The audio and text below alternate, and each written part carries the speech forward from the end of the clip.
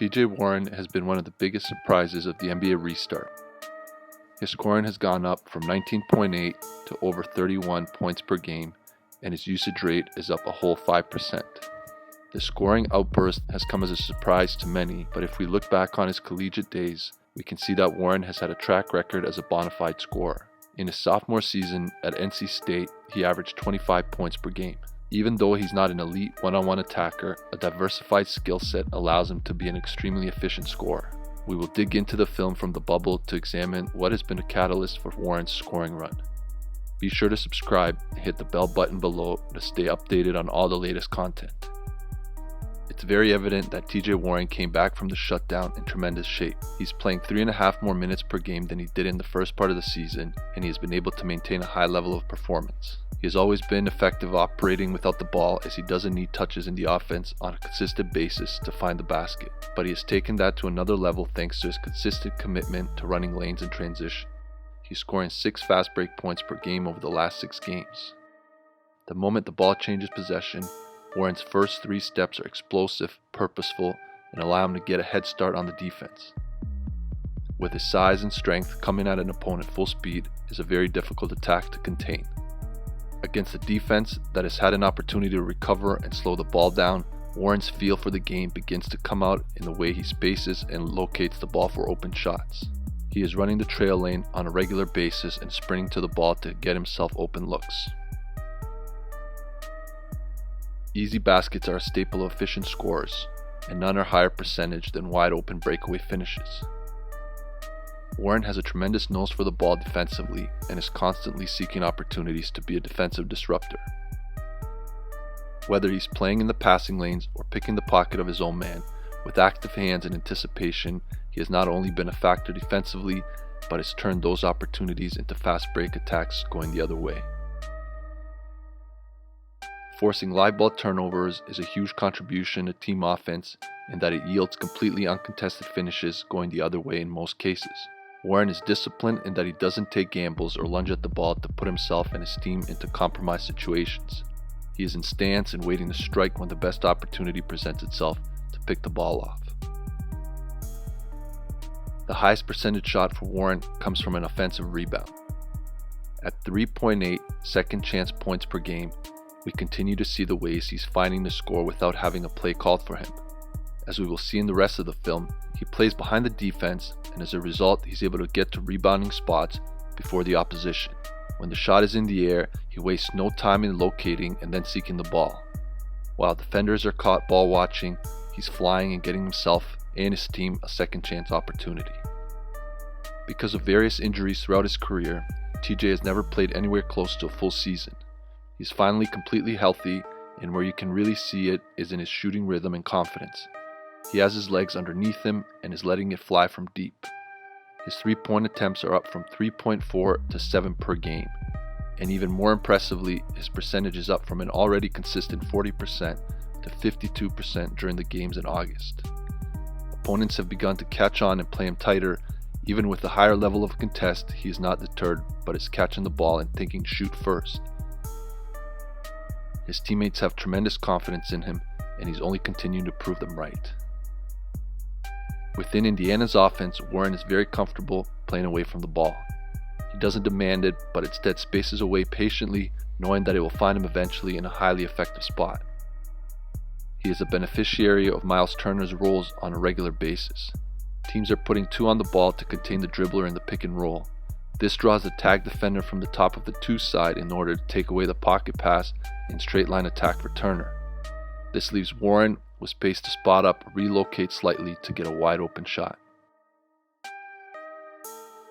Because he runs a trail slot, it naturally leaves him in the top spot on the weak side in the step-up pick and roll. Opponents continue to dig and plug up the middle off of that spot, and Warren has been able to punish them at a high percentage.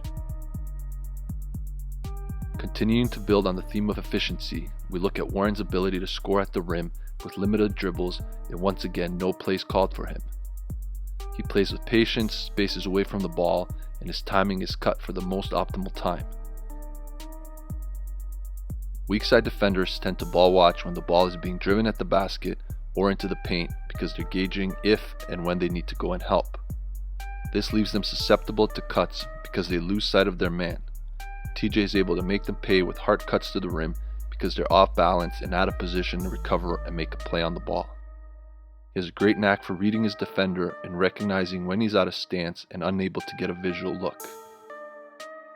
Cuts are responsible for almost 10% of Warren's overall scoring output, which makes sense especially when we consider that he's finishing them at 73% field goal percentage. Where we begin to see TJ's involvement heavily in the offense and in having plays called for him is through off-ball screens. He reads the defense, patiently sets up his cuts, and is able to get to his spots and elevate finishes. In the game versus Philadelphia, the 76ers wanted to top block Warren and push him away from the screen. We can see him sell like he's using the screen, then reject to get a layup at the rim. Indiana also attacked the top block by curling McDermott, then having Warren come back off the single.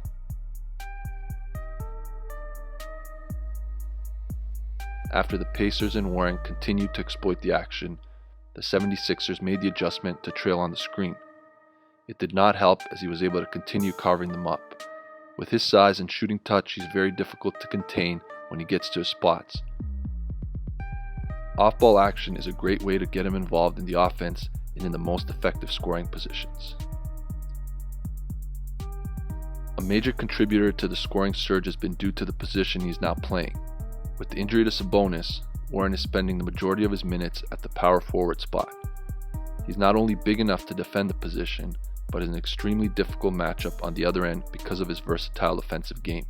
In the matchup against the Orlando Magic, Aaron Gordon stood very little chance in guarding Warren, who was simply too quick and skilled attacking with the ball. As he is used to playing on the perimeter, attacking opposing fours has proven very productive for him. A good mix of jabs and shot fakes gets the defender leaning, and from there he's able to rise up for a jump shot or get into the paint for his mid-range game or rim finish. In order to combat his speed, teams have had to resort to throwing smaller defenders at him. Without Sabonis, there are now more shooters around Warren, and this gives him space to operate and attack smaller defenders out of the post. Anytime teams go smaller or get cross-matched in transition, he has been attacking with aggression and purpose. He keeps it very simple with one or two dribble moves to get into the paint where he can elevate over the smaller defenders for high percentage finishes. Another way Coach Nate McMillan takes full advantage of Warren's unique combination of size and touch is having him handle the ball in the pick and roll. He becomes very difficult to defend because opponents at that position aren't used to defending a high volume of pick and rolls. He's able to get into the paint and finish with a mix of mid-range step-backs or his staple floater. Pacers continue to stay with what works on any given possession, and in this case they continue to attack James Ennis of the Orlando Magic. Teams that go under are forced to pay because he's not hesitating to let it fly, and Warren's three-point accuracy changes their coverage quickly. Teams have also tried to contain him by icing or pushing him to his left hand. This has backfired because he's actually better going that way. He has more rhythm on his shot and is comfortable getting to his shooting pocket, whether from 3 or mid-range. Whether he can sustain the level and pace of the early scoring outburst from the bubble is yet to be seen. However, TJ Warren is a great example of a scorer staying ready, continuing to grow his game, and striking when the opportunity presents itself. Thanks for joining us. Be sure to subscribe and hit the bell button to get notified when new videos are released. For access to full analysis and all of the content, check out our website at EduBasketball.com.